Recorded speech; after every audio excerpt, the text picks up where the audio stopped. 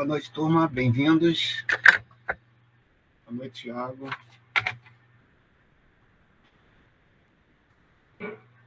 Pessoal, é o seguinte, na semana que vem eu estou planejando não ter, nem sei se o calendário contempla a semana que vem de aula, mas boa noite, Amanda. Eu queria fazer hoje nosso último encontro de 2021 e recomeçar na semana do dia 10 de janeiro, ou seja, dia 11 de janeiro, nossa primeira aula, terça-feira. E eu tenho aqui algumas perguntas para fazer para vocês, que se a interação for rápida, daqui a pouco a gente termina. Mas se a interação for grande, intensa, etc., a gente vai levando até o final da aula. Tá? Mas são algumas dúvidas que eu tenho e que talvez pode ser a dúvida de vocês também. Sobre finanças pessoais, claro. Então, eu já vou começar. E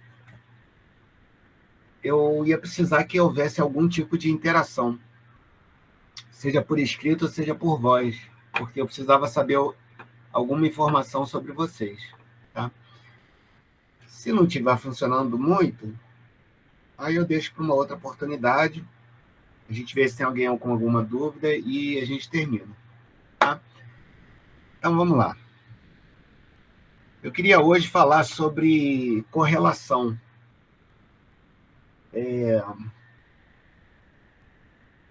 Eu queria mostrar alguns dados que eu tenho, por exemplo, as cotações do Ibovespa correlacionadas com algumas ações do Ibovespa. E aí eu ia mostrar como é que isso se comporta estatisticamente. Isso é interessante porque quem faz monografia e que usa algum tipo de investigação quantitativa, normalmente coloca sob forma de gráfico o que a gente chama de estatística descritiva, que é uma estatística muito simples, muito superficial. Então, alguém faz uma determinada pesquisa e coloca lá na monografia assim: 80% das respostas foram de homens, 20% de mulheres.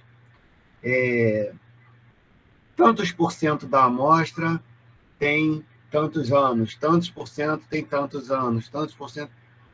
Isso daí não diz muita coisa. É necessário, é bacana, compõe lá o seu estudo, mas não é uma estatística bacana. Quando você faz alguma coleta de dados num TCC, o ideal é que você faça perguntas com base no referencial teórico. E aí, o referencial teórico vai sugerir para você algumas variáveis para você perguntar na sua pesquisa.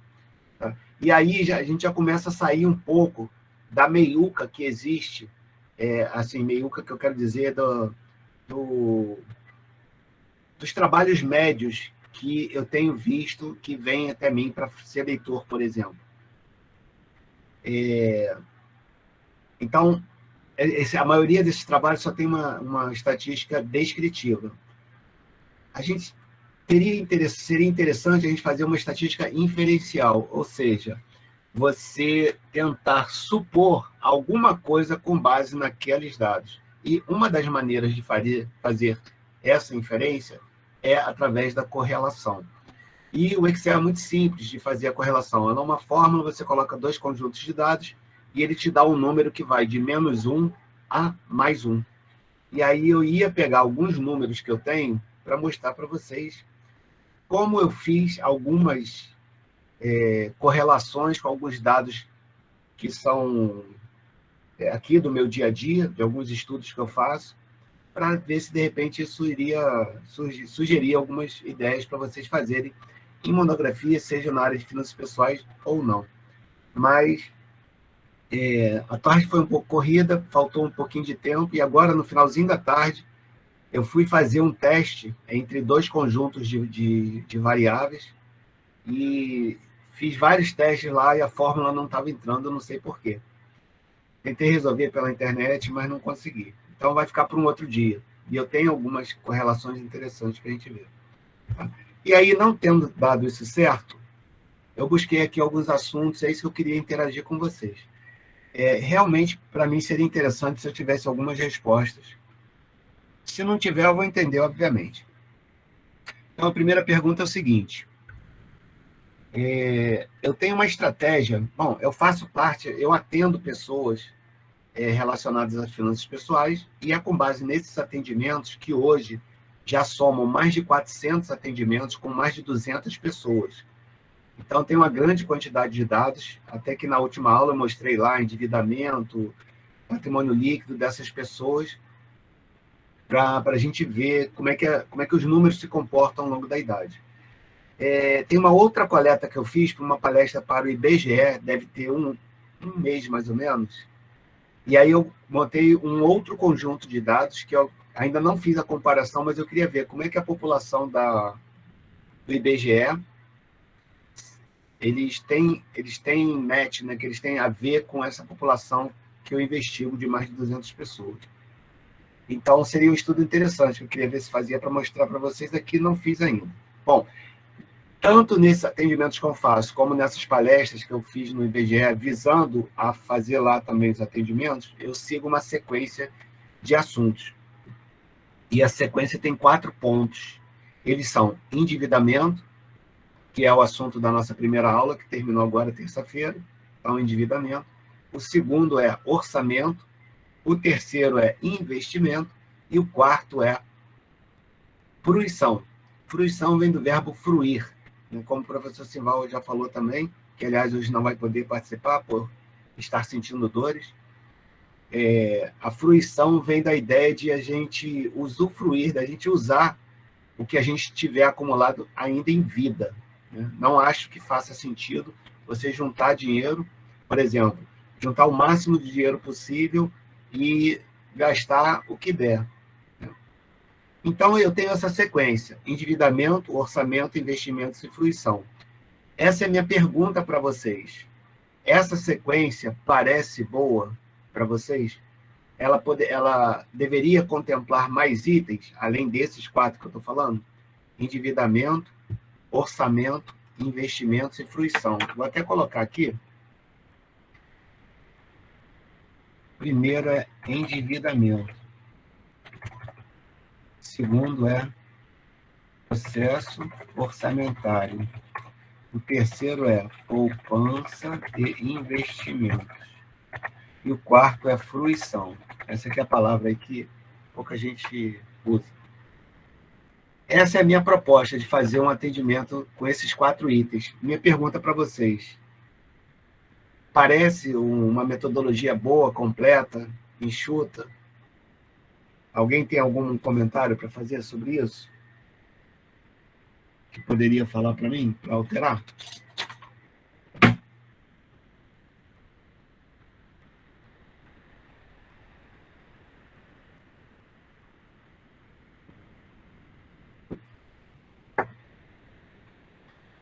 Parece completo. Ok. Por exemplo, eu não uso...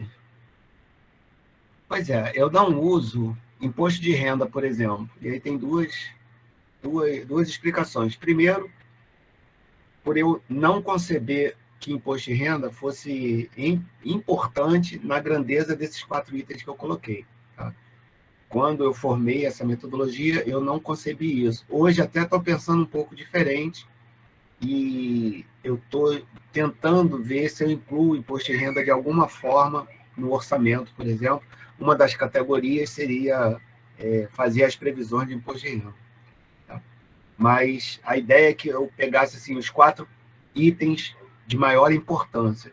E se vocês acompanharem meu raciocínio, os 3 primeiros, que são endividamento, orçamento e investimentos, eles dão ideia de acúmulo de patrimônio líquido. Então, é uma subida. Né?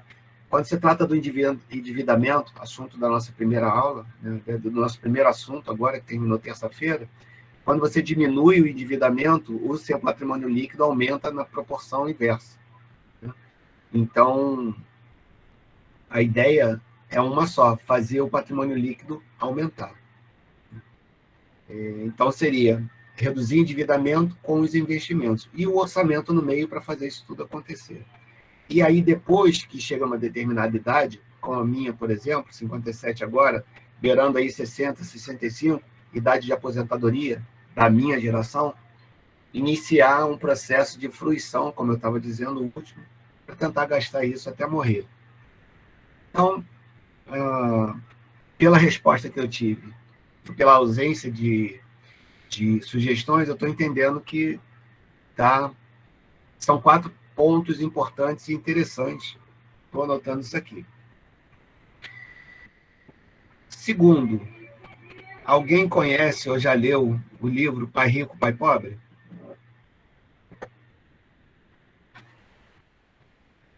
Eu conheço, professor. Eu só não terminei de ler, mas eu já comecei, até comecei a investir um pouco depois que comecei a ler. Pois é, Felipe, você é de contábeis ou de outra carreira? Contábeis mesmo. Tá. O livro é muito forte em conceitos de contabilidade, como ativo e passivo. Você já chegou nessas partes? Sim, eu cheguei até a parte em que ele começa a como elaborar, como se fosse elaborar um balanço, né? Isso. Pois é. Eu vou até trocar a ordem lá, porque a gente está entrando nesse assunto. Ele diz, não sei se você lembra, ou se eu lembro bem também, que já faz um tempo que eu li, ele usa a seguinte terminologia: ativo é aquilo que coloca dinheiro na nossa conta. Passivo é aquilo que tira dinheiro da nossa conta. Você chegou nesse ponto? Sim. Concorda com isso? Olha, assim, o efeito, Eu não concordo, digamos tá? que é aceitável a afirmação, mas Isso, gostei, aceitável. Porque, por exemplo, você, para falar para o mundo inteiro, que é o caso dele, são conceitos, como gostei da sua palavra aí, aceitável, são conceitos aceitáveis. Né? Você pode imaginar que um ativo coloca dinheiro na sua, na sua conta, né? E passivos tiram dinheiro, digamos assim. Mas, assim, como eu sou um professor universitário de contabilidade, eu torço um pouco o nariz para esse conceito. Não sei se você concorda comigo.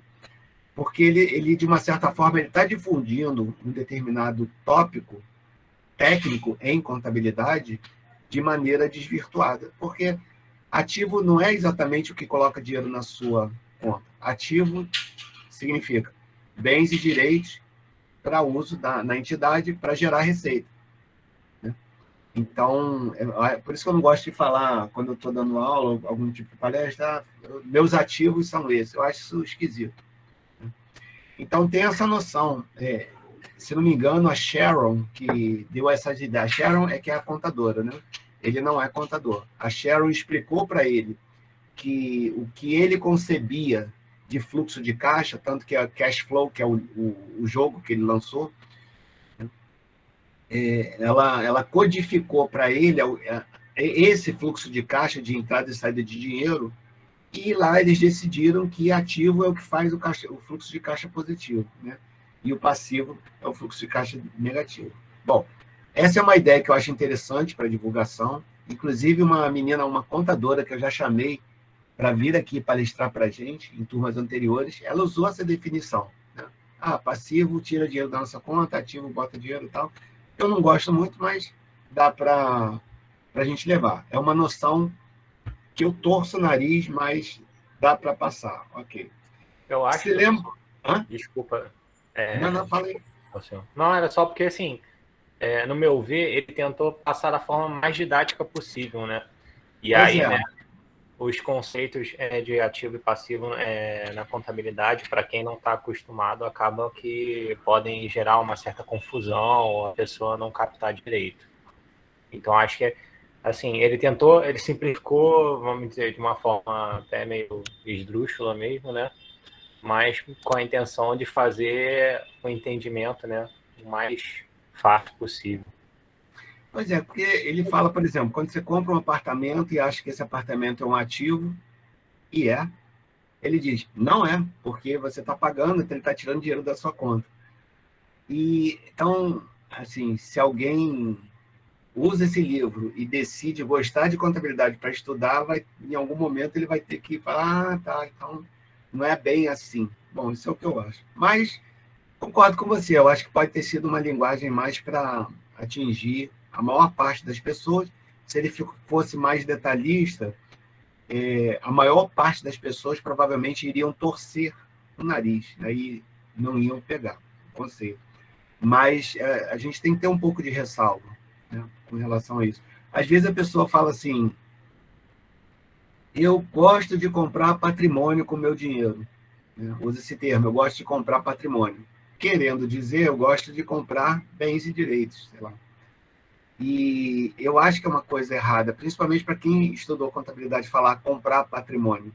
Né? Porque o patrimônio não se compra, não se vende, não se faz esse tipo de coisa. Patrimônio é simplesmente ativo, passivo e patrimônio líquido, né?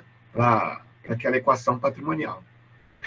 Bom, um segundo item lá é a corrida de ratos. Você lembra mais ou menos da corrida de ratos, Felipe? Ou alguém mais? Lembro. Que, na verdade, ele entra na questão, né, de que a corrida de ratos, a pessoa entra na corrida de ratos, né, quando ela começa a viver de uma forma em que ela trabalha para cobrir gastos diários, né? Ela só Exatamente. trabalha para viver. Exatamente, que eu acho que até que ele coloca um living paycheck to paycheck, né? Viver de Isso, contra-cheque em contra-cheque. E aí, se não isso. me engano, ele fala uma coisa que... Desculpa, você ia falar. Não, é exatamente isso. Ele fala algo do tipo... Se você pegar a maioria dos americanos e tirar a renda deles, a maioria das pessoas não dura 2, 3 meses. Eu não sei se eu estou lembrando bem, mas eu acho que são poucos meses que alguém dura. Então, esse conceito de sobrevivência após o evento de tirar renda ser de 2, 3 meses é algo, eu acho, preocupante e acho, inclusive, que é uma boa medida de saúde financeira, digamos assim. Né? E na época que eu li esse livro, curiosamente, até foi uma aluna minha, cara, acho que era 1900 e qualquer coisa, bem lá atrás mesmo. Uma menina veio para mim e falou: professor, você sabe que isso que você está ensinando, contabilidade, está num livro assim chamado Pai Rico, Pai Pobre? E aí eu fui tomar conhecimento desse livro. E depois é que eu fiquei sabendo que é um dos livros mais estudados no mundo inteiro e tudo mais.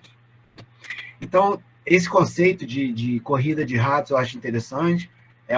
Quem não conhece, provavelmente todos conhecem, mas é uma roda gigantezinha, quer dizer, uma roda gigante, uma rodinha desse tamanho, que fica um camundongozinho ali correndo, como a roda, quando ele corre, a roda fica rodando, girando, dá a ideia de que você está gastando energia, né? O ratinho ele está gastando energia para correr, mas não sai do lugar. Então ele dá essa ideia que o Felipe muito bem acabou de explicar, de que a gente tem uma concepção de vida de ganhar o dinheiro para os gastos. E na medida em que a gente fica fazendo isso, ganho 5 mil, gasto 5 mil, tá ok? Ele demonstrou que isso daí, na visão dele, é a corrida dos ratos, de ratos, que nos faz ficar sempre no mesmo patamar de patrimônio líquido. Então, isso é uma coisa interessante desse livro que eu queria chamar a atenção, e é um raciocínio bem interessante, essa ideia de corrida de ratos. E a terceira coisa que eu queria falar, Felipe, não sei se você lembra, eu acho que está bem no início do livro, qual é a diferença de tributação pessoa física, pessoa jurídica, que ele deixa claro por que uma pessoa física, normalmente, ela não consegue enriquecer basicamente por causa de imposto de renda. Que quando ele faz uma pessoa jurídica associada a uma pessoa física, você cria as condições para que essa pessoa física, acobertada por uma pessoa jurídica, tenha, pelo menos por esse enfoque do imposto de renda, um deslanche melhor de patrimônio líquido. Você lembra dessa parte ou não? Sim, eu lembro dele ter ressaltado nessa questão da tributação. Eu acho que até a gente pegando o exemplo que a gente vê no dia a dia mesmo, né? No nosso país mesmo, que, por exemplo, a gente tem no nosso país uma tributação focada principalmente no consumo, né? Então, assim, Se as pessoas acabam consumindo... como ela é focada no consumo, a tributação maior Todo mundo acaba... paga. Então, assim,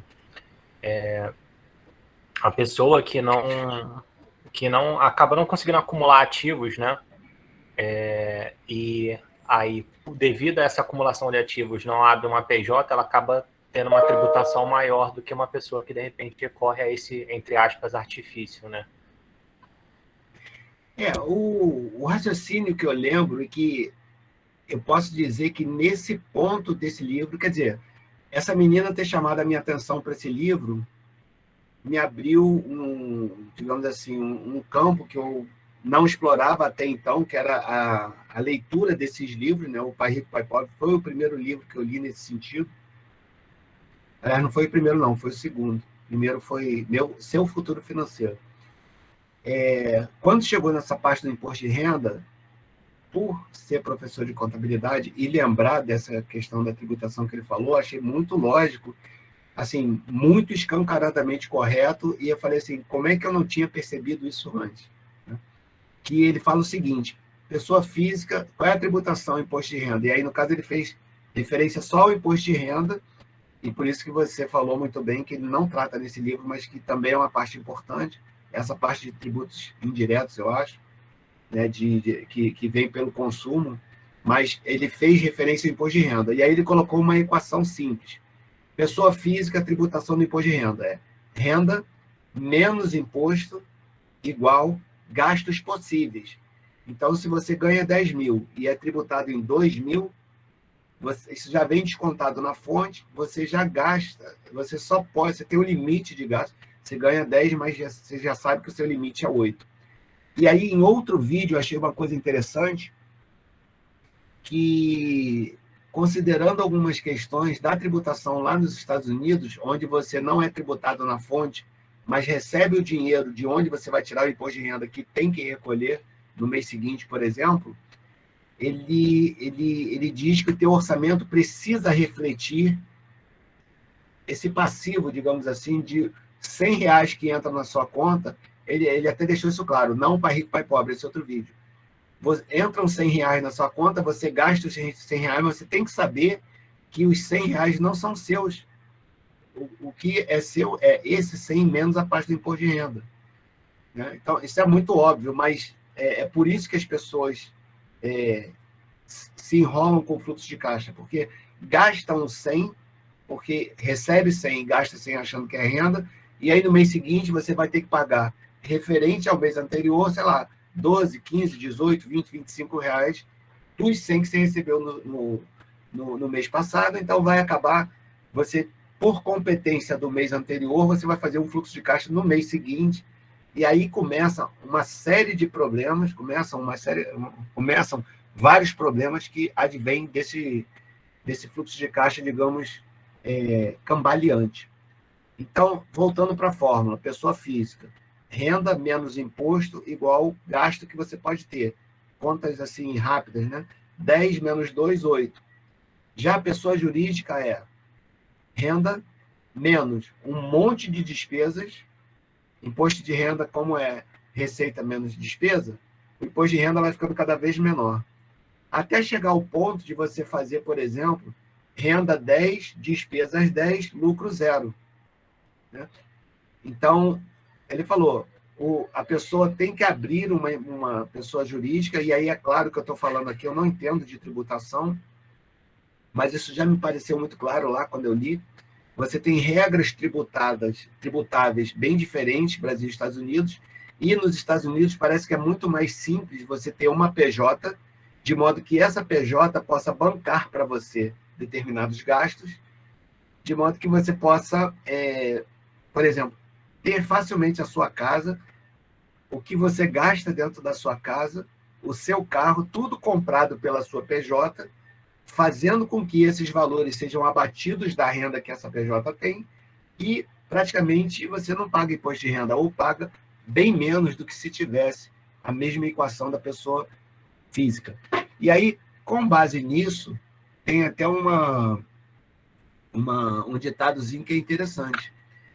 você tem que ter, né, para você enriquecer, para você enriquecer facilmente, você precisa ter uma PJ atrelada a você.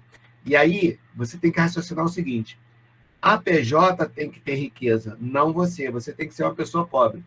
E é muito difícil, no livro ele deixa isso claro, é muito difícil se a gente seguir o normal da vida, que é terminar a faculdade, entrar no emprego e almejar salários altos, é muito difícil a gente entender que essa não é a melhor maneira. Porque quanto maior o seu salário, mais o leão vai te abocanhar. E você vai estar contra essa questão que eu acabei de falar, que está lá no livro, não falei nada, estou só reportando. Então, entender essa questão dessa tributação, ela é muito importante. E aí, como eu não trabalho com isso, eu não saberia dizer aqui algumas coisas sobre isso, mas o ideal é que você tenha uma pessoa jurídica que possa ter um contrato social que permita que, por exemplo, essa empresa jurídica pode ter uma sede que é a casa onde você mora.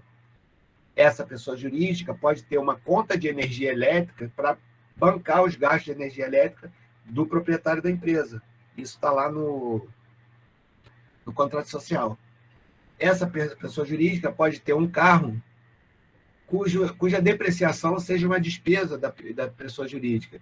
E tudo isso você vai estar jogando o lucro lá para baixo, fazendo com que o imposto de renda advindo dessa pessoa jurídica, que já tem uma taxação menor, se não me engano, seja menor ainda, porque você está usando várias coisas que você usufrui na sua vida, mas que estão atreladas à pessoa jurídica, por você ser o dono da pessoa jurídica. Então, tudo isso faz muito sentido. E aí você coloca um prolabore bem baixo e nem atinge a faixa de imposto de renda mínima.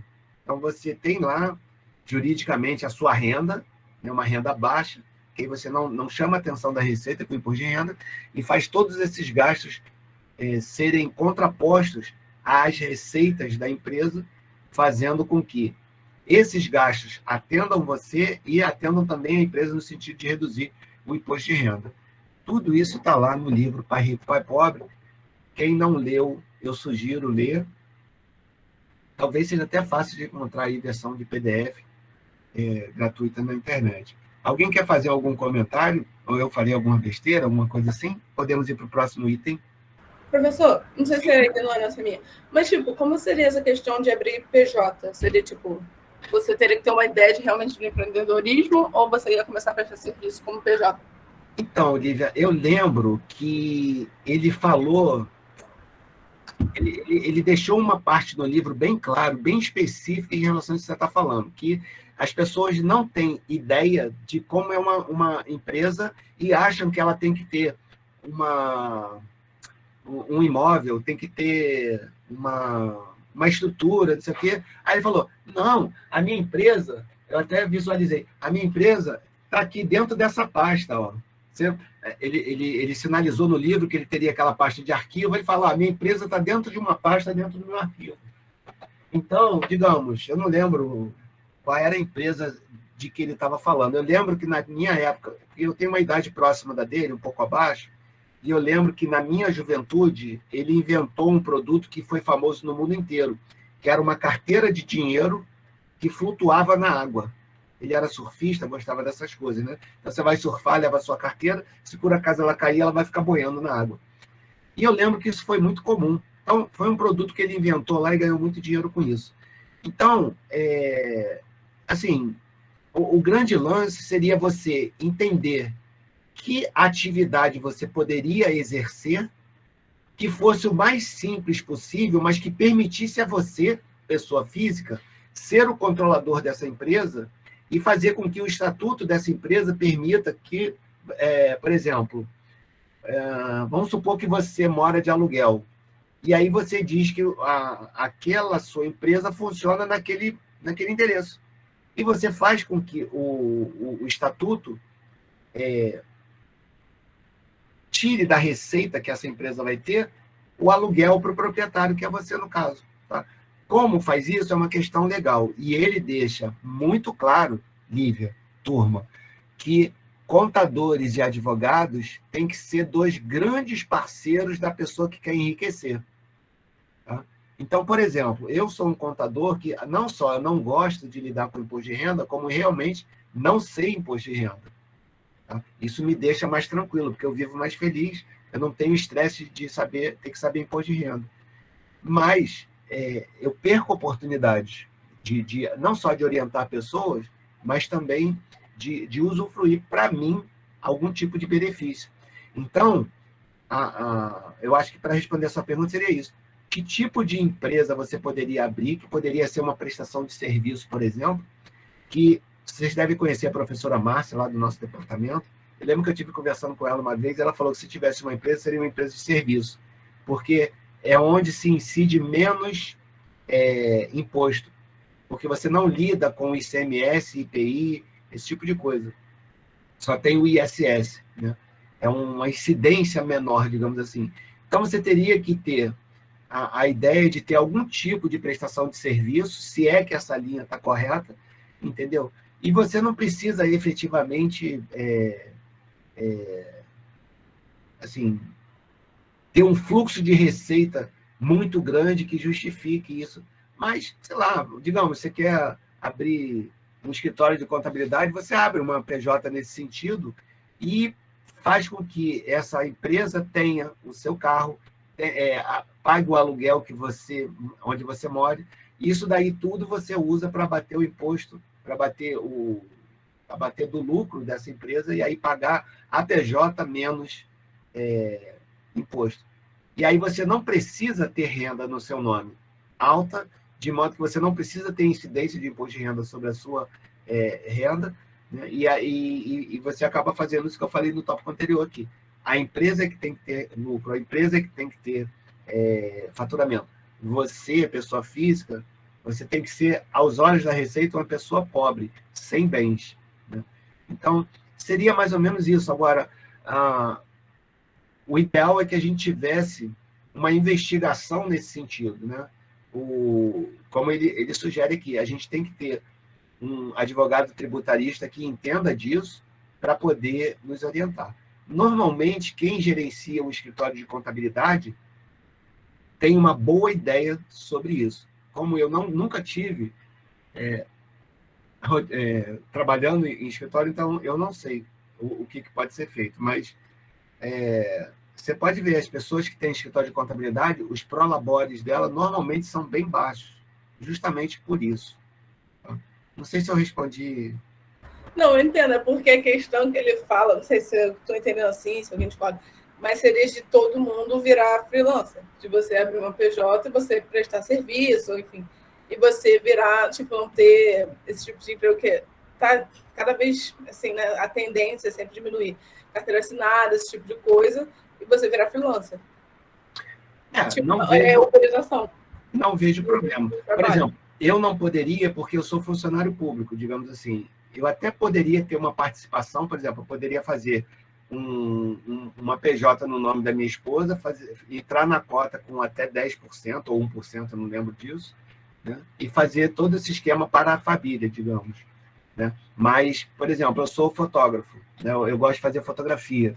Então, eu poderia abrir uma PJ como se eu fosse um profissional de fotografia, fazendo trabalhos de freelancer, como você está falando, e fazer toda uma movimentação que justificasse eu abater alguns gastos meus, pessoa física, como a compra da câmera, por exemplo, né, como várias coisas que eu tenho relacionadas à fotografia, que quando eu lanço na minha contabilidade, quando eu compro uma câmera, eu não posso usar a depreciação dela para bater o meu imposto de renda, mas posso fazer isso numa empresa de freelancer sobre fotografia, por exemplo, né?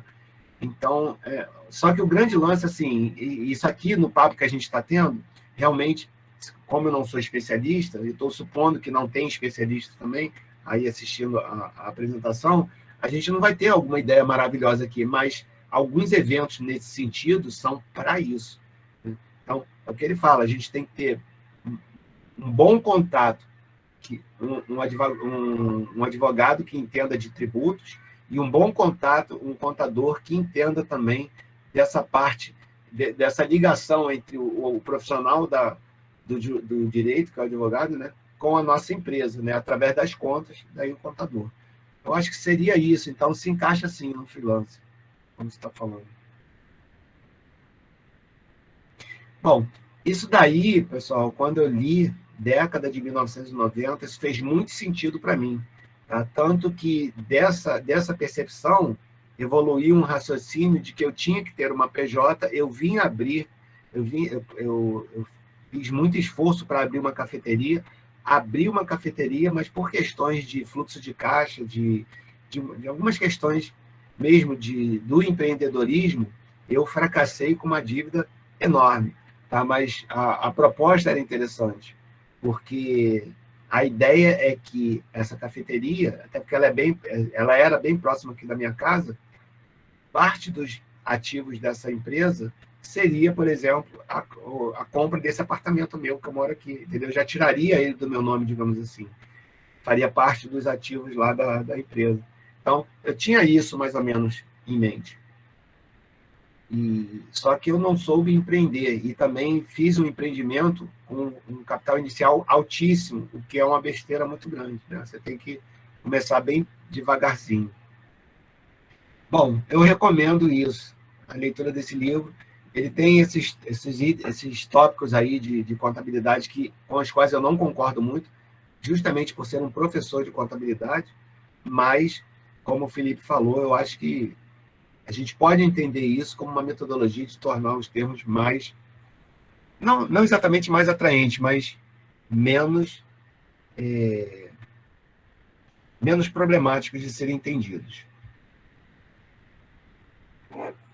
Alguém aqui sabe me explicar o que é um orçamento desequilibrado? Quando tem mais gasto do que receita? Então, excelente resposta. Gastos maiores do que receitas. Isso é o que vem na nossa mente, isso é o que é bem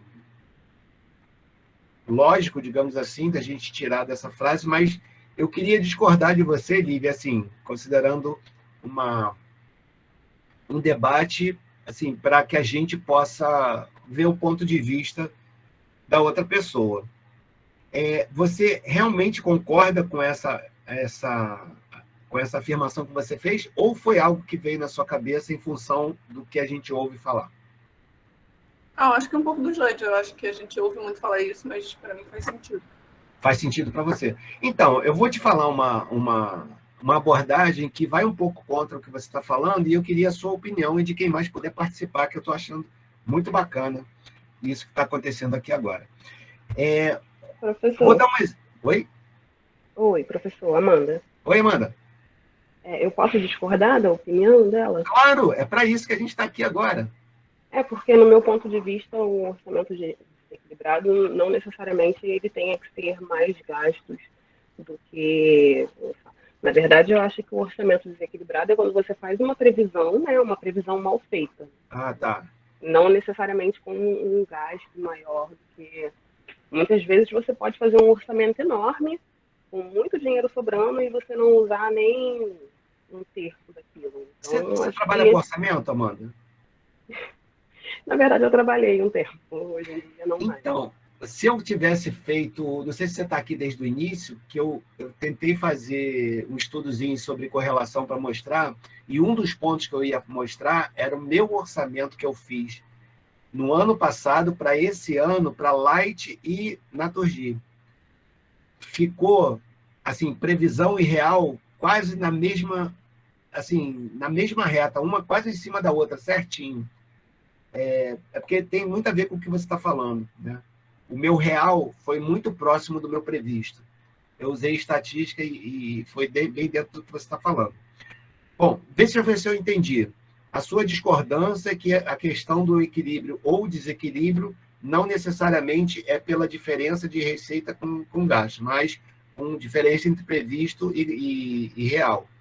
É isso? Isso, exatamente. A diferença entre o previsto e o real. Não necessariamente você gastou mais do que você orçou. Pode acontecer também de você gastar menos. Beleza. Eu vou fazer o seguinte, eu vou também discordar de você, mas eu vou fazer vou falar um porém. Embora eu não concorde com você, tão somente porque eu aprendi de uma outra maneira, e aí eu não estou falando que o que você está falando está errado, a meu ver, não, mas é porque eu não vejo o orçamento dessa maneira, mas, para mim, faz mais sentido esse raciocínio de previsto e real. Só que o equilíbrio em si, para fins contábeis, é uma questão de igualdade, né? Mas acaba sendo. Então, para mim faz mais sentido o que você falou, porém ainda acho que não é o caso, tá? Porque é o seguinte, aí tem alguém mais com alguma outra opção? Porque eu achei as duas respostas muito boas. Que aí eu vou falar a minha opinião, aí se vocês duas puderem discordar de mim também, eu queria saber da opinião de vocês. Para mim, e aí, Amanda, tem muito a ver com o que a Lívia falou, não com o que você falou. Para mim, não há desequilíbrio orçamentário jamais. Antes de eu dar resposta, alguém poderia sugerir para mim por que isso está na minha cabeça? Nunca há desequilíbrio orçamentário, baseado no que a Lívia falou, de receita e despesa, não no que a Amanda falou, previsto e real. Por exemplo, eu tenho renda de 8 mil e gasto de 10 mil. Ganho 8 e gasto 10. Pelo que a Lívia falou, está desequilibrado. Na minha opinião, não está. Qual seria o argumento que eu vou usar? Seria alguma coisa que, por exemplo, você gastou para, não sei, para ter retorno futuro? Não. Mas gostei do que você falou, porque você pode ter uma expectativa de lucro cujo excesso de receita em relação à despesa, digamos assim, é uma fonte de recurso lá na frente que vai provocar um equilíbrio. Mas achei muito interessante. Mas não é por aí que eu vou sair. Bom, vamos lá. Esse orçamento desequilibrado que eu estou querendo falar, ele parte da relação entre receita e despesa. E aí foge um pouco do que a Amanda falou, que para mim fez muito sentido, indo na direção do que a Lívia falou, tá? A relação receita e despesa. Quem aqui lembra da equação patrimonial? Ou melhor, equação fundamental do patrimônio. Alguém lembra qual é a fórmula? Eu vou colocar aqui, ó. Ativo igual... Ativo mais, igual a passivo mais PL. Isso aí. Isso é assunto de pós-graduação, às vezes, hein? É simples, mas é assunto de pós-graduação. Isso daí chama-se equação fundamental do patrimônio. Ou seja, a gente pode dizer que toda a ciência contábil ela reside em cima dessa equação. Como eu já lecionei Conte 1 por mais de 10 anos, eu começava a falar sobre isso aí com os alunos e saía dessa fórmula e fazia o seguinte. No primeiro momento, eu não falava de receita e despesa, tá, pessoal? Eu falava só de ativo, passivo, patrimônio líquido e a movimentação de valores ali dentro. Quando envolviam receita e despesa, eu pedia para eles acharem que isso daí está no mundo da fantasia e a gente só via o lucro ou o prejuízo. Tá? E aí depois, quando eu ia falar de receita e despesa, eu expandia essa expressão para essa aqui, ó. Ativo mais despesa igual passivo mais PL mais receita. E aí eu pergunto para vocês, faz sentido esse desdobramento que eu fiz? A segunda equação, ela é um desdobramento da primeira?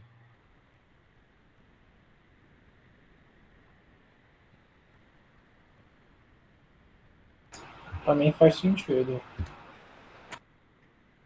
Beleza.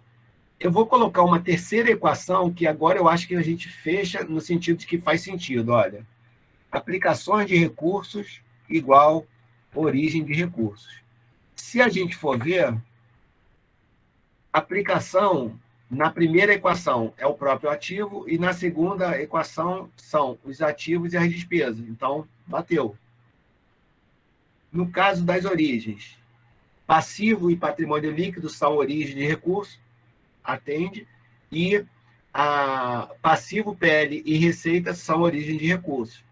Então, confirmando o que o Felipe falou, até porque é o que eu estou usando para suportar o que eu estou falando, faz sentido. A segunda equação é o desdobramento da primeira. E aí a gente conclui que origens igual a aplicação, que a gente já sabe disso, estou chovendo no molhado. Se origem é igual a aplicação, como é que eu vou dizer que alguém que gasta 8, que recebe 8 e gasta 10, o que está faltando aí para eu tornar isso equilibrado? Olha só, se eu tenho... vê se isso aqui faz sentido. Olha, se eu ganho 8 mil, vou equalizar, ó, 10 mil menos 2. Aí você vai falar assim, pô, mas isso é óbvio. Eu sei que é óbvio, mas é que o termo desequilíbrio orçamentário ele não existe por causa disso. Que 8 mil vai ser 10 mil menos 2, porque, na verdade, fica implícito que eu tenho um prejuízo de 2. Só que ele não é falado, né? Então, o prejuízo de 2, como ele está no negativo num termo da equação, quando eu mando ele para junto do 8, ele vem somando, e aí ele fica 8 mais 2, 10 igual a 10. Então, quando eu digo que ganho 8 e gasto 10, e isso seria um desequilíbrio orçamentário, que é ostensivamente falado, e eu até não queria nem criticar isso, eu só estou falando que, num ponto de vista de metodologia de ensino da contabilidade, que está baseado nessas fórmulas que eu falei, é um raciocínio que não se aplica a falar. Tanto que eu li nesse livro aqui, que foi aquele primeiro que eu falei, olha, Seu Futuro Financeiro, que o foco está horrível aí. Ah, meu Deus. Ele aqui, ele não fala que são finanças desequilibradas. Ele fala um termo que eu acho mais apropriado. São finanças mal equacionadas. Veja bem, eu caracterizo uma equalização qualificando-a negativamente. É um equilíbrio ruim, mas é um equilíbrio. Ele é ruim porque ele está com aquele menos 2 ali. O ideal seria eu ter, digamos, 10 de renda, né, igual a 8 de gastos mais 8 de sobra, de poupança, alguma coisa desse tipo.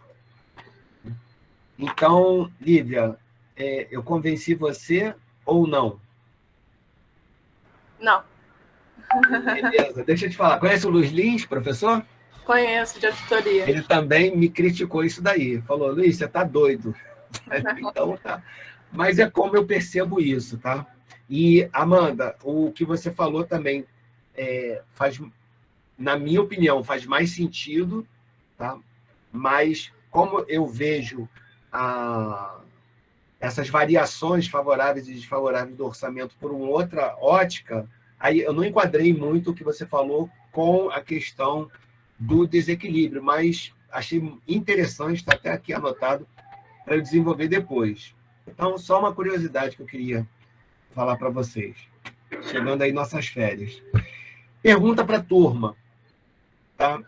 Quais seriam os grandes problemas das pessoas? O que vocês acham? Porque, por exemplo, eu falei sobre os 4 pontos de atendimento: dívida, orçamento, investimento e fruição. Eu diria que esses são os 4 problemas, né? O meu atendimento, quando eu atendo essas pessoas, é para orientá-las dentro desses 4 itens. Então, eu diria que esses são os grandes problemas. Quais seriam os grandes problemas que vocês poderiam informar para mim? Se vocês fossem consultores de finanças pessoais, abrissem um negócio para resolver esses problemas das pessoas, o que você acha que a pessoa ia trazer para você resolver? Acho que, com certeza, uma situação de equacionar dívidas, né? Eu acho que a maior parte da população brasileira está endividada hoje em dia e não sabe como resolver isso. Então, Felipe, o que eu acho fantástico no que você acabou de falar? O meu método, o método que eu uso, ele coloca o endividamento em primeiro lugar por causa disso, que, para mim, endividamento é o pior problema que existe. Eu nem acho que dívida é a questão para você resolver primeiro. Eu acho que a pessoa tem que resolver primeiro o orçamento. Então, nesse sentido, a pessoa primeiro deveria fazer o orçamento para depois, como você acabou de falar, equacionar as dívidas dentro da sua renda. Acontece que, para mim, o endividamento é um mal tão intenso que ele nem sequer, na minha opinião, ele nem sequer deve ser comparado com o orçamento. Ele é prioritário. Então, o tratamento da dívida, que é o que eu digo que é mensurar, né, que é quantificar, e qualificar, ou seja, direcionar para quem você está devendo e quanto, que é o que eu estou supondo ser esse equacionamento de dívida que você falou. Eu agradeço. Queria saber se tem... É exatamente isso. Como o senhor bem falou, assim, acaba que a questão de quitar a dívida, né, que seria, vamos dizer, um bicho-papão aí que existe, né, Sim. na maioria das pessoas, você só vai conseguir isso se você elaborar inicialmente o orçamento, né? Então, realmente, o primeiro passo deve ser realmente elaborar o orçamento considerando a quitação dessa dívida de alguma forma. É porque o grande lance das finanças pessoais é enriquecer, que, aliás, é até uma coisa um pouco chata da gente falar, né? Enriquecer, eu me tornar rico, a gente fica meio achando que não merece isso, e aí tem influências de religião e um monte de outras coisas na nossa cabeça. Mas o grande lance é um caminho em direção ao enriquecimento, e nesse caminho, as dívidas realmente são uma espécie de âncora, né? E se você for ver, qualquer pessoa que tenha, que a gente possa dizer que tenha boas finanças pessoais, elas não têm dívida. E se já tiveram, elas resolveram isso há muito tempo. Então, é uma característica de pessoas que melhoram a sua performance de finanças pessoais, é não ter dívidas. Agora, tem até um livro sobre isso, dívidas boas, dívidas ruins, né? Se você é um bom entendedor de gestão de projetos, capta dinheiro pagando 3% ao mês e faz esse dinheiro voltar 5% ao mês para você, joia. Mas poucas pessoas sabem fazer isso com maestria. Alguém tem alguma outra sugestão como um dos grandes problemas das pessoas?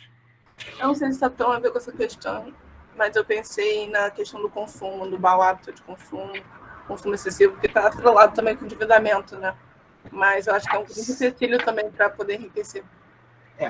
Por que eu fiz, Lívia, tentando achar 4 itens, né? Porque é exatamente isso que você acabou de falar. Eu acho que consumo excessivo é, sim, um grande problema, porém, consumo excessivo, na minha opinião, é um ponto, né? É algo pontual, que eu derivo do seguinte: como é um consumo excessivo, ele cai nessa questão que a gente acabou de falar, de desequilíbrio orçamentário, etc., gastar mais do que ganha, que acaba sendo algo que você resolve com o orçamento e tentando evitar a dívida em primeiro lugar. Tá? Mas, para você ter uma ideia, um grande amigo meu, que ele foi gestor de uma escola de educação financeira, ele gostava muito desse tipo de apresentação, que ele chama de consumo sustentável, né? Sustentável no sentido de que o consumo visto pelos gastos, ele cabe dentro da renda, digamos assim. Tá? Mas consumo excessivo, sim, concordo, já está até anotado.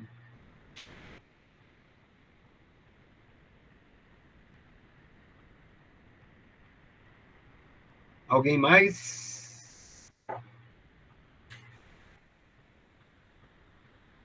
Vamos lá, perguntinha para vocês. Vou passar um dado para vocês. Eu tenho uma relação deve ser umas 215 pessoas. Então, no meu gráfico, primeira consulta, 215. Quantas pessoas dessas 215 vêm para a segunda consulta? Esse número cai para 40, mais ou menos. Então, repara só, 215 na primeira, 40 na segunda e, 15 na terceira. É uma curva assim, ó, bem, ela é grande, ela é bem alta aqui no número 1, depois número 2 aqui embaixo, número 3 embaixo. E aí a minha pergunta para vocês: por que as pessoas deixam de ser atendidas? Primeira situação, eu era voluntário de uma escola de educação financeira, então eu ia para o centro da cidade, tinha lá uma salinha, eu chegava, ficava dentro dessa salinha e atendia as pessoas como se fosse um consultório médico, tanto que o nome era Doutor Finanças. As pessoas marcavam, iam lá, passavam 1 hora comigo, e algumas delas retornavam ao longo do atendimento. Como eu disse, das 200 e poucas, apenas umas 40 vêm para a segunda, umas 15 vêm para a terceira e por aí vai. Por que vai? Assim, esse é um primeiro momento. O segundo momento, por causa da pandemia, de março de 2020 para cá, os atendimentos são por videoconferência, desse mesmo programa que eu uso aqui do Google. E mesmo assim as pessoas desistem. Né? Elas estão com inteira facilidade da sua casa. Hoje, por exemplo, eu tinha um atendimento que a pessoa não confirmou. Estava mais ou menos agendado, precisava só dela falar o ok e de comparecer. Ela nem falou ok, muito menos compareceu. Por que será que as pessoas saem desse atendimento? O que vocês acham que pode ser? Eu assusto elas?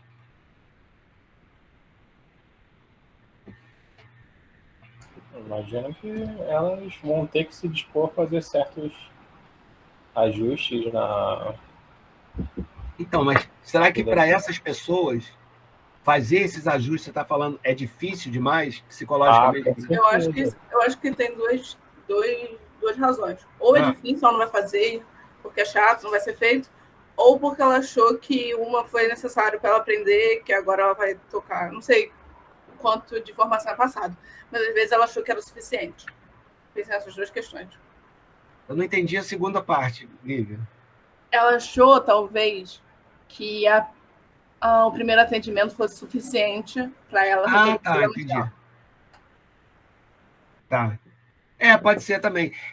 Tem alguns itens aqui, por exemplo, a pessoa pode ter morrido, a pessoa pode ter mudado para mais longe, né, que eu não investigo isso, eu não entro em contato com a pessoa para saber.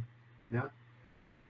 Mas é que eu acho que é uma diminuição muito grande, né, de 200 e pouco, cair para 50, 40, é muito, muito pouco. Mais alguma sugestão? Professor, eu acho que tem a questão também que a população brasileira, de uma forma geral, tem uma dificuldade de lidar com o dinheiro, essa questão do economizar e não gastar em excesso. Acho que a pessoa vai na consulta, né? Provavelmente entra algumas restrições e tal, e como não está acostumada com esse tipo de coisa e não sabe muito bem lidar com a economia e com o dinheiro, acho que não volta porque pode ficar assustada também e achar, não, eu vou ter cada vez mais restrição e só guardar dinheiro não serve para mim. Amanda, eu achei bem interessante o que você falou e assim, eu tinha muita vontade de investigar isso.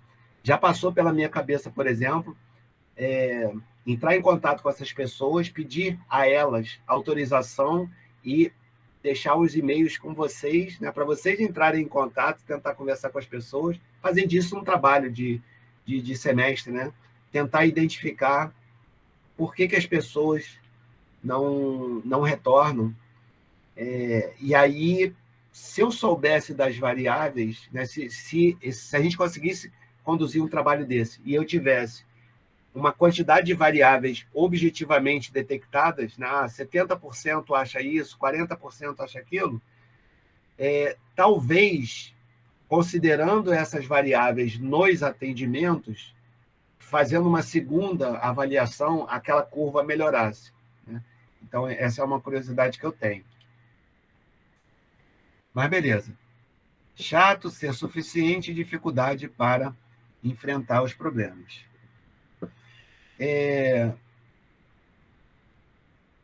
Vou perguntar para vocês. Na turma passada, e na de vocês eu devo fazer também, eu fiz um levantamento procurando saber o seguinte. Primeiro, você investe na Bolsa ou não? Quem investe na Bolsa, ok, está fora do que eu queria pesquisar depois. Aí, quem não investe por quê? Né? E aí, eu lembro de duas coisas que foram muito comentadas pelos alunos. Uma turma muito parecida com a de vocês. Tá? Primeiro, falta de conhecimento sobre o assunto. Né? Então, não sabe o que é uma corretora de valores, não sabe a diferença entre renda fixa e renda variável, não sabe direito definir o que é uma ação e quais as implicações de quando eu compro uma ação para o seu patrimônio, não sabe direito o que é um fundo imobiliário e quais as implicações para o seu patrimônio de ter isso. Tá? Então, essa era uma questão, desconhecimento sobre a Bolsa, ou questão de conhecimento. Segundo, falta de confiança, e até em função da falta de conhecimento. Né? Então, por exemplo, ontem mesmo eu tive uma reunião no CRC, enquanto a reunião não começava, eu estava discutindo, porque eu vou liderar lá uma comissão, a partir do ano que vem, que vai lidar com investimentos. Eu vou tentar fazer com que os contadores eles participem mais da Bolsa de Valores. Né? Então, esse vai ser o meu projeto lá no CRC. Eu vou deixar de ser conselheiro e vou ficar só com essa comissão. As pessoas têm muito medo, assim, né? Por exemplo, vou colocar lá meu dinheiro e ele vai se perder tudo. Né?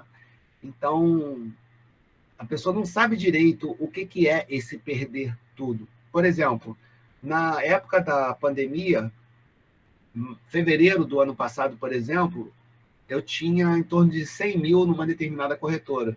Quando veio lá o dia 16 de março e foi anunciado que estávamos em pandemia, esses 100 mil e poucos caíram para 60, 70 mil. Né? E o que acontece? Eu vendo o número 100 virar 70, 65, eu realmente não me abalei com aquilo. Mas eu já estava me preparando para isso, porque eu estava com quase 2 anos de bolsa. Então, eu já estava mais ou menos ciente e, de uma certa forma, torcendo para algo acontecer nesse sentido. Não que eu estava esperando, torcendo que viesse uma pandemia mundial, mas eu estava torcendo por um evento que tivesse como consequência a caída dos índices, a caída dos valores do Ibovespa. Então, os alunos apontaram, pelo que eu me lembro, esses dois motivos. Falta de conhecimento, que, de uma certa forma, a gente resolve aqui com a aula. Eu tenho o terceiro ponto, né? A gente falou de endividamento, que é o primeiro, orçamento é o segundo, o terceiro é investimentos.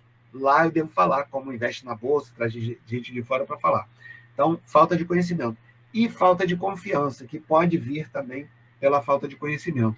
Queria saber de vocês, além desses dois, falta de conhecimento e falta de confiança, tem algum outro ponto ou vocês concordam com esses dois?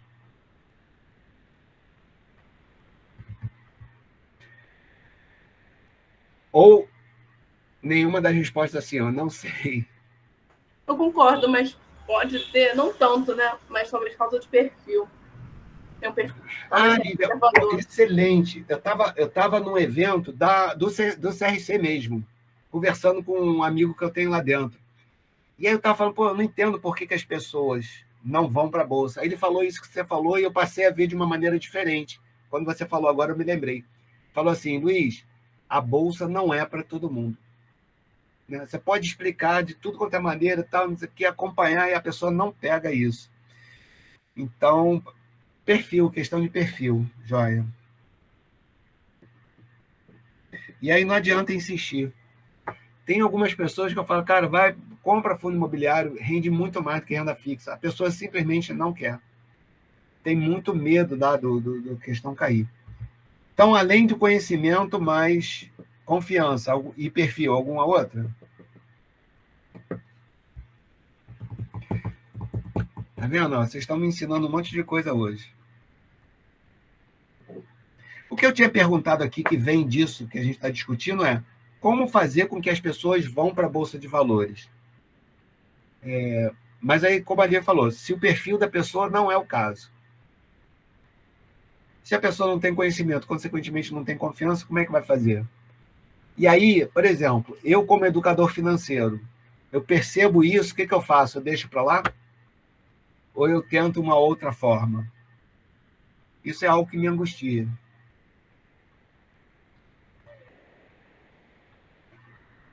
Bom, se alguém souber de alguma coisa, como lidar com isso... Eu acho que seria criar um plano ajustado para cada perfil, né, professor? Então, mas aí que está. Eu achei tão bacana o que você acabou de falar, porque aí eu acho que vai um pouco contra o que você acabou de falar, porque... Não, contra no que eu quero dizer é o seguinte, se eu identificar um perfil da pessoa que não quer, então isso que você está falando é que eu vá com mais calma, que eu pegue na mão da pessoa, fale mais devagar, planeje algumas coisas mais homeopáticas, assim, com doses pequenininhas. Talvez a porcentagem que ela investiria porque olha só... Cada variável seria menor. A diversificação seria dentro de renda fixa, ou outro tipo. Então, eu vou te dar uma ideia que eu estou fazendo com uma sobrinha minha, vê se é isso que você está falando. Então, uma sobrinha minha, 19 anos, não tem a menor ideia do que é bolsa. Eu perguntei se ela queria, ela falou que sim. Então, eu orientei, ela abriu a conta, criou a senha e comprou lá umas cotas de fundo imobiliário. Sabe quanto ela gastou, Lívia? R$20, apenas R$20. Então, R$20 dá para você ter uma grande experiência com a Bolsa, no sentido de que, como você está falando, um valor bem pequenininho, ela está exposta, essa minha sobrinha está exposta ao mesmo mercado que eu estou, só que se houver um grande problema com os investimentos dela, não vai ter qualquer problema. É disso que você falou? Valores pequenos? Isso mesmo. Beleza. Então, de alguma forma, então, eu acho que eu estou fazendo o que você está falando, que é apresentar a Bolsa de Valores, que é um mundo enorme, com valores pequenos. Beleza. Pequenos mesmo, né? 20, 10 reais. Pergunta para vocês aí, que eu não sei se vocês saberiam responder isso. É até uma brincadeira. Se vocês estivessem no programa lá do BBB, ou algo equivalente, ganhassem a premiação de 1,5 milhão, de repente você passou a ter 1,5 milhão. O que você faria? A pergunta é simples assim, o que você faria?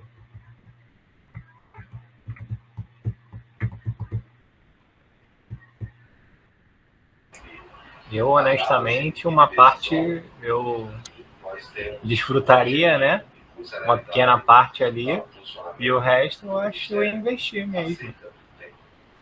Você tem conhecimento sobre investimentos?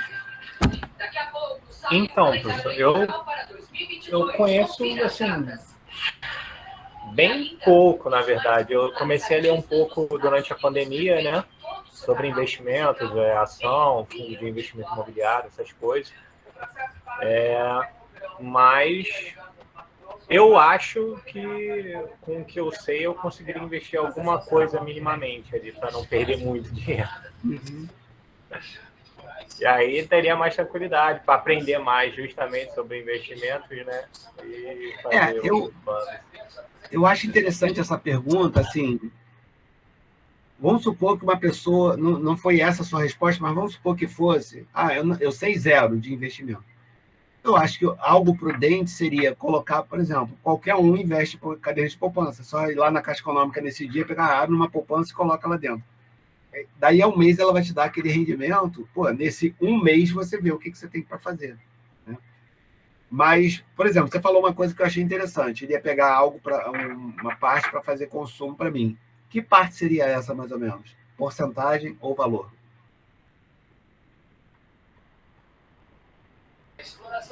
Eu acho que em cima de 1 milhão, uns 5%, 1,5 milhão, 5%, 10% no máximo, tá ótimo. 150 mil. Dá para desfrutar muito bem, né? Eu acho, cara. 150 mil dá para fazer um bom estrago. Então, esse é o tipo de pergunta que nos pega muito de surpresa, sabe? Isso pode acontecer. De uma hora para outra, a gente pode ganhar um prêmio, né? Por exemplo, acho que eu já falei aqui, eu faço parte de uma turma do Exército que amanhã, por exemplo, dia 17, a gente vai fazer 38 anos de uma determinada formatura que a gente teve, lá em 1983. Né? E a gente se reúne, fim de ano, alguém lá vai e faz um bolão da Mega Sena da Virada, que eu sou contra, não gosto de jogar. Mas nesses casos assim, né? Turma do Exército, que se vê uma vez por ano, alguma coisa assim, vamos jogar um bolão. Gasta ali 30, 40, 50 reais e só. Vamos que eu acerte e ganhe de uma hora para outra 1 milhão, 2, 3, 40, 50 milhões. Eu preciso ter algum plano. Tá? Porque não tendo esse plano, o que vai acontecer?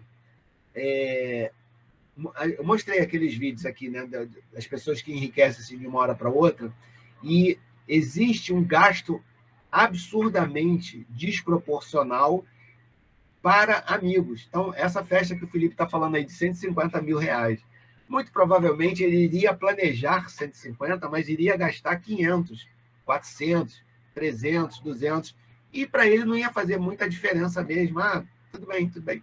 E se conseguisse preservar o restante e fazer crescer, tudo bem, rapidamente iria recuperar, mas talvez não. Aí vira o ano, aí já tem outras necessidades, né?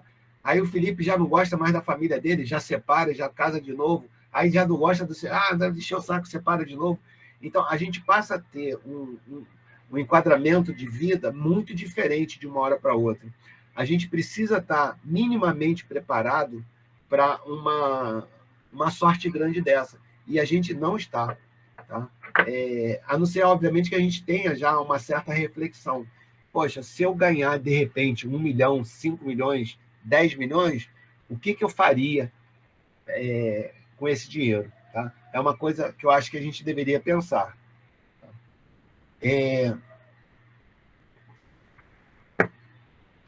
Quem pode sugerir para mim maneiras alternativas de renda? Para todos nós aqui, o que a gente poderia fazer? Quem poderia sugerir? Renda passiva ou ativa, professor? Você diz? Boa pergunta, mas assim, eu raciocino que passiva você vai ter que fazer os investimentos, né? Então, ok. Bem. Mas tá, serve, renda passiva também. Mas sim, você pode... eu diria ativa. A pergunta é mais para ativa, mas a passiva se enquadra também. Bem, você poderia, por exemplo, no âmbito de quem está cursando a faculdade, por exemplo, eu acho que é perfeitamente possível a pessoa fazer imposto de renda de terceiros. Beleza. Inclusive, eu, por exemplo, eu faço alguns impostos de renda e como, na época, né, como uma fonte de renda extra. Mas aí tem outras coisas também, né, que facilitam você empreender ou você só adquirir uma renda extra. Por exemplo, você tem aplicativos hoje em dia que você aluga um quarto, um cômodo da casa, né? Ou tem aplicativos que como se fosse um babysitter de cachorro, né? Que tem que eu até utilizo também, que se chama Dog Hero. Você pode prestar serviço nesse sentido. Então... Venda de coisa, né? Talvez tipo um bazar. Sim, também vendendo coisas que você não utilize mais, você não tem mais interesse. Isso é fantástico. Para quem sabe cozinhar também, algum doce, principalmente no final de ano, que as pessoas comem mais doce e tal. Sim. Conhece o Primo Rico, o Thiago Negro? Sim, sim. Ele é bem conhecido. Sabe?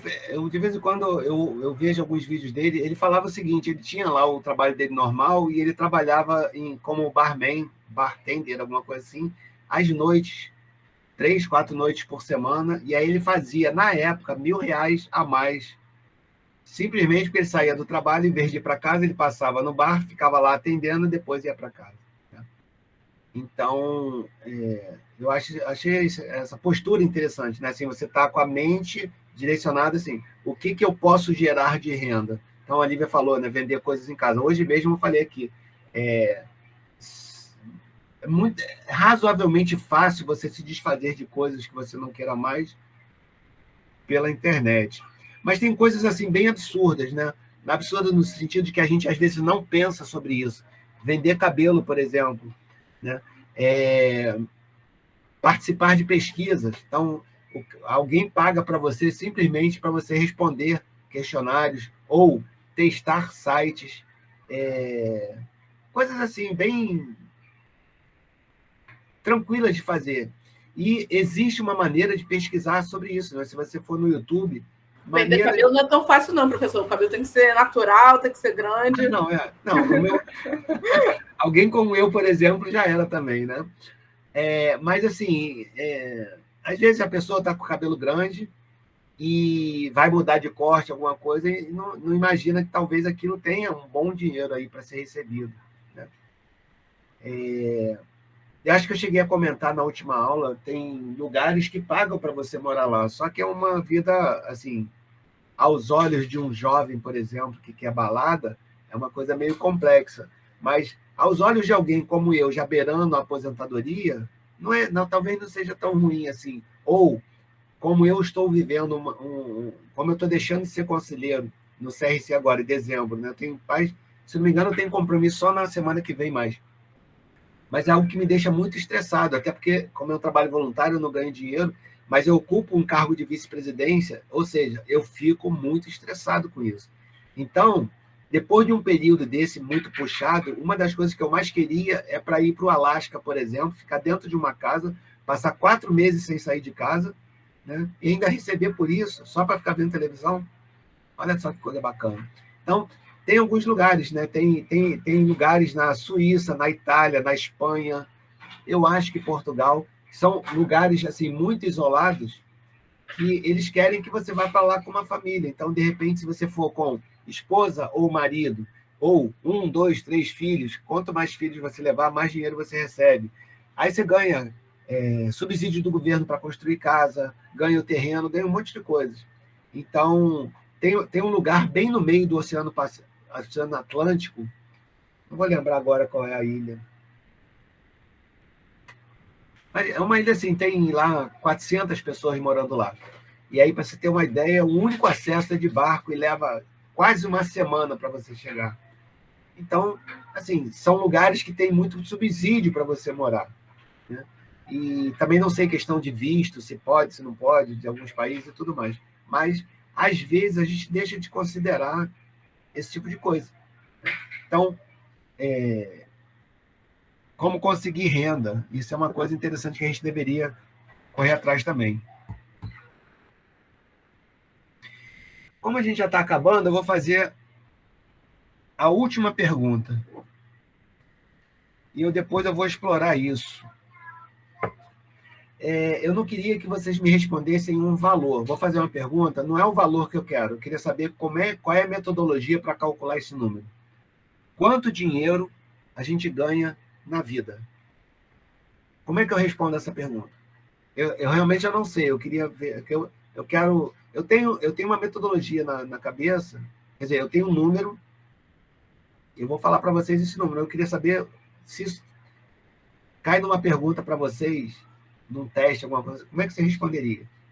Quanto dinheiro uma pessoa ganha na vida? Eu vou dar um chute aqui. De 6 a 8 milhões. Tá? Sem considerar que a pessoa seja milionária ou com um salário muito baixo, tipo R$1.000 por mês.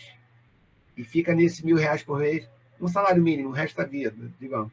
Não estou falando dessas pessoas, estou falando de uma pessoa como nós, que se graduam numa universidade, vão para o emprego. Eu já fiz uma pesquisa, por exemplo, que, em média, a gente ganha 3% a mais todo ano, né, ao longo da nossa vida. Então, eu fiz um cálculo por alto, vi que a gente ganha de 6 a 8 milhões. Alguém tem alguma proposta de metodologia para responder essa pergunta? Poxa, professor, eu fiz a conta que deu 1.500.000. Cara, eu vou trocar de emprego. Eu ia chutar por volta disso aí também. 6 a 8, acho muito alto. Eu também achei. Não, eu fiz a conta, tipo, como se você não mudasse não tivesse promoção, não tivesse nada, né? Ficasse com o mesmo salário a vida toda. Então, aí... Eu, no máximo, 2. Considerou a aposentadoria também? Não, eu fiz, tipo, o salário que eu tenho, né? Vezes 12, vezes 50. Você trabalha 50 anos. Mas o que é isso, 50? Ah, 50 anos trabalhados. Anos trabalhados. E você vai morrer com mais de 100 anos. Vai se aposentar com 70, mais ou menos, 65, 70. Então, você vai ter... Eu acho que você vai passar dos 100. Você vai ter pelo menos 30 anos a mais nessa sua conta. Até. Concorda ou não? Concordo, mas também, quando você se aposenta, sua renda cai, né? Sim. Tá, mas se o seu cálculo está ok, ele está muito diferente do meu, vamos supor que eu dobre o seu número, eu vou para 3 milhões. Então, talvez 3 milhões seja um bom número, né? Uhum. Eu pensei de 2 a 3. 2 a 3.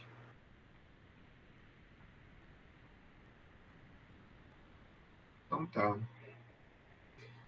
Eu queria ver, porque aí eu ia pedir, talvez isso como tarefa, não estou pedindo agora, mas... E aí eu ia pedir para a pessoa calcular, né? E mostrar como. para depois eu reunir todos os estudos e tentar chegar no número. Porque outro dia eu estava pensando quanto que a gente come na vida, né? Comida. E aí quantas toneladas são que a gente come e caga, né? Assim, ganha e gasta, né? E aí eu queria fazer a transferência de raciocínio de comida para dinheiro. Quanto dinheiro entra na nossa conta durante a vida e quanto sai dela. Tá, eu vou rever isso. Bom, galera, foi ótimo. Eu realmente, assim, queria preparar algo que eu não consegui, e aí a alternativa foi conversar com vocês. E eu achei, deixa eu ver. Eu não coloquei aqui isso que acabou de falar, não lembro quem foi que falou, deixa eu ver aqui. O Felipe, né? Com renda de investimentos, por exemplo, e rendas diversas, né? A gente está falando aqui só de salário, e a minha pergunta era tudo mesmo, né? Então, teria que colocar aqui o salário. Por isso que se eu fizesse isso como tarefa, por exemplo, assim, haveria várias respostas, algumas bem absurdas, mas é aí que surge daí que surge conhecimento. E aí, por isso que eu acho bacana a minha profissão. Eu poderia pegar o trabalho de todo mundo, espremer, que com certeza ia sair algo bem coerente, digamos assim. Acredito que a gente faça essa tarefa aí no nosso período. Bom, então, como eu disse, foi um bate-papo, para mim, maravilhoso. Houve aí algumas participações. Tenho certeza que quem está só ouvindo também, por alguma razão, timidez, alguma coisa assim, ou simplesmente não está a fim de falar, mas achou bacana essa participação. Então, isso faz com que a atividade que a gente tem pela UFRJ seja maravilhosa, tanto da minha parte de estar aqui orientando vocês dentro do que eu sei, e pelo lado de vocês também, que carinhosamente conseguiram aí deixar a minha noite mais feliz. Ó, beijo para todo mundo, bom Natal, bom Ano Novo. Dia 11 eu devo mandar mensagem para a gente retornar lá em janeiro. Venham preparados, porque eu vou estar aqui cheio de teoria para despejar para vocês. Bom Natal, galera. Tudo de bom. Beleza, Bom professor. Natal, professor. Bom Natal. Bom Natal aí, Boas pessoal. festas a todos. Pessoal, só queria saber, tem algum grupo de WhatsApp da turma? Me perguntam isso de vez em quando pelo e-mail, eu não sei o que responder. Eu não tô em nenhum, não, se tiver. Eu Pois também não tô em nenhum, não. Também não. Seria bom se criasse. Tem, eu acho que tem sim, na verdade. Como é que a gente pode socializar isso, Jéssica? Vou Sabe como é que... Vou colocar o meu número aqui no grupo, aí me mandem mensagem fazendo favor. Pode ser? Por favor. Show, beleza. Muito obrigado.